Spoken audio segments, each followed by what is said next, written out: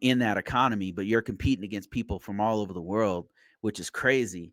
So that is definitely an issue. Another issue that I've noticed in my field, because I'm still working for the government, is the political change that has just happened.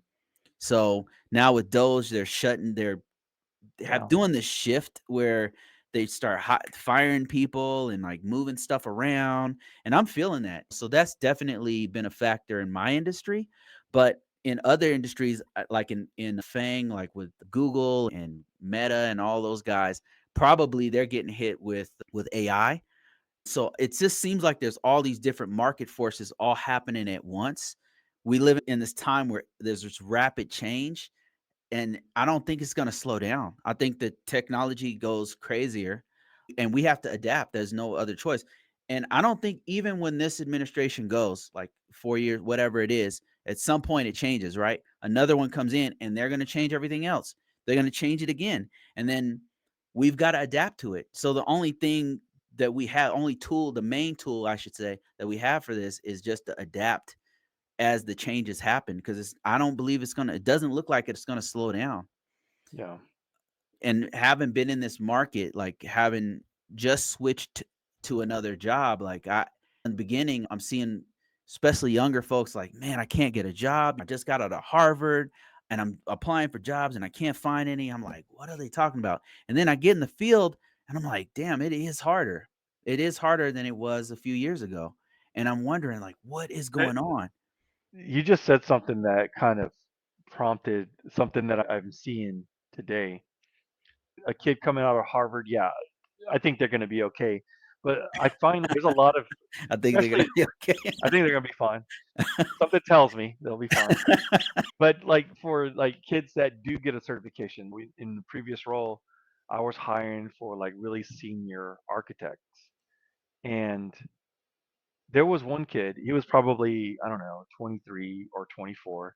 He applied for the role. I noticed his age. I'm like, wow, that's really young to be a senior architect. Yeah. Have you really lived life yet? I'm like, let me take a look at his resume. So he had his AWS solutions architect professional Wow. certification, which is impressive. That's a difficult Yeah. one. You It's have to know what you're impressive. doing. To get that is difficult to get. Hats off for that. But he had no experience, and I think what happened is he saw the salary range for the role and said, I have the certification, that should get me the job. Or maybe he hoped that it would get him the job. So what I'm seeing is like a lot of younger guys go straight for, I can do this really big senior role that pays lots of money, but they're not qualified. Not that they can't be, they haven't lived enough experience. They haven't really gone through some of the toughest challenges that you might go through by the time you're 40. And it's not to like do like age restrictions, but 20, 24, 25, you don't expect to be a VP of a global company at that age, unless Right. maybe you went to Harvard, going back to that. But if you're someone who just got your AWS certification, going straight for the top, probably not the best move, because then I have to question everything and I'm not going to trust it. And there's reasons for that. It's not that you can't be the unicorn, maybe you are, but the Yeah. chances of me finding the unicorn are so astronomically low. I Yeah. don't want to take that chance. I'm going to go with someone who's got more measured experience for the reason that they have that measured experience and it's consumable. So I was just at a restaurant yesterday, and I'm a frequent goer to that restaurant, and I was talking with the GM. Yeah.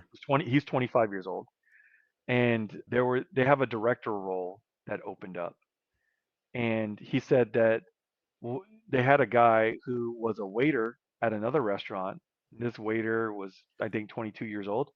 He applied for the director role, and the management there, they were like, "Wow, that's really ballsy, going for a director role.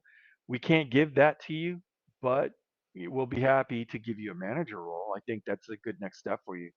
So that guy is, no thanks, I don't want it. I'm just going to go somewhere. If I can't be a director, I'm going to stay a waiter. But is this delusional? I think maybe a little bit.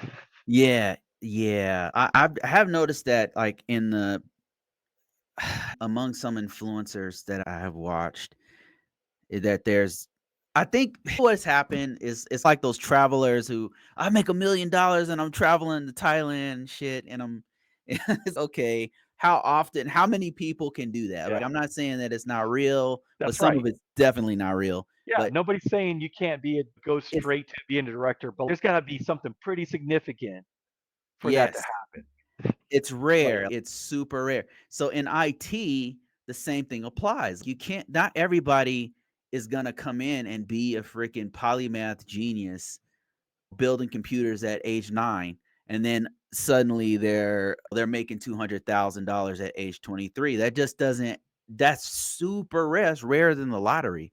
Does it happen? Yeah, sure. Yeah, absolutely.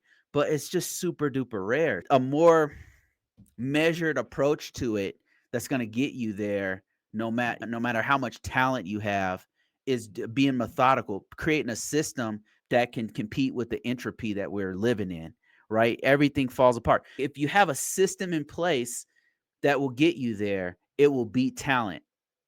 It will beat most talent every time. And so a measured approach would be to get the actual experience, like to get do projects, start that's it. from right, you know what I'm start local, get if you're really serious about this field, get first of all, start for free. Start for learn what you can from Udemy, from YouTube, that kind of thing, right? Start see if you even want to do this career and then start off local. So find a local position, something you can do locally, do local projects, do start to dive slowly into IT. Watch people like there's this real awesome network guy, Chuck Network. That Yeah. guy's freaking awesome. Like people who are hands on, walk through these different projects and then build yourself up from there. Everybody's not gonna get a six-figure job right out the box. It's pretty rare. I'm not saying it's impossible. I've worked with guys who had little to no experience doing GRC work, and Yeah. they were working right beside me. And I remember one guy had a he had a PhD in Egyptology, and he was a GRC guy. I mean, I'm like, what the, but it does it happen? Sure. I'm not saying it's impossible, but it's improbable. Yeah, I think in those cases where I've seen some people get lucky, young guys get lucky straight into a six-figure job.